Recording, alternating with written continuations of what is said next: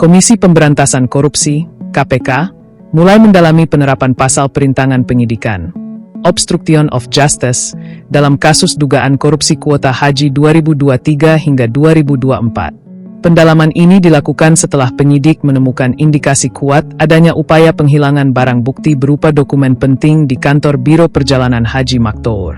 Juru bicara KPK, Budi Prasetyo, mengungkapkan bahwa penyidik telah mengantongi identitas pihak yang diduga memerintahkan pemusnahan dokumen tersebut.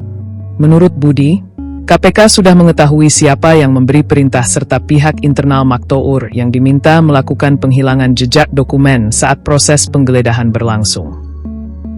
Upaya perintangan hukum itu terungkap ketika tim penyidik menggeledah kantor Maktour di kawasan Otista, Jakarta Timur.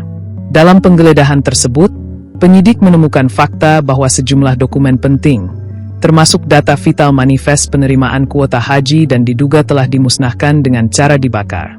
Temuan ini menjadi perhatian serius KPK. Penyidik kini menganalisis apakah tindakan tersebut memenuhi unsur pidana pasal 21 Undang-Undang Nomor 31 Tahun 1999 tentang Pemberantasan Tindak Pidana Korupsi, yang mengatur sanksi bagi pihak yang secara sengaja menghalangi atau merintangi proses penyidikan.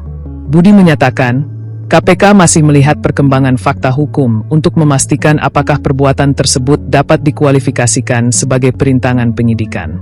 Meski demikian, ia menegaskan bahwa fokus utama KPK saat ini tetap pada pembuktian perkara pokok.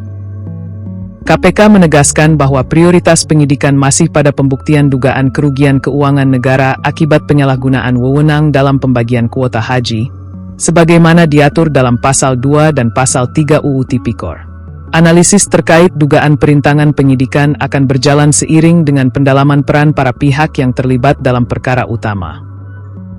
Terkait posisi pemilik Maktour, Fuad Hasan Masyur, KPK membantah isu adanya keraguan pimpinan untuk menetapkannya sebagai tersangka. Budi menegaskan bahwa penetapan tersangka sepenuhnya bergantung pada kecukupan alat bukti. Dalam perkara kuota haji ini, KPK baru menetapkan 2 orang sebagai tersangka, yakni Yeceki, Yakut Holil Koumas, dan IAA, Isfah Abidal Aziz.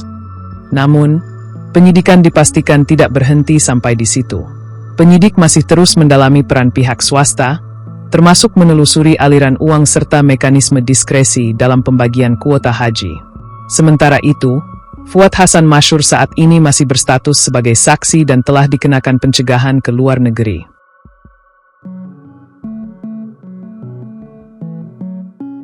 Download Tribun X sekarang, menghadirkan lokal menjadi Indonesia.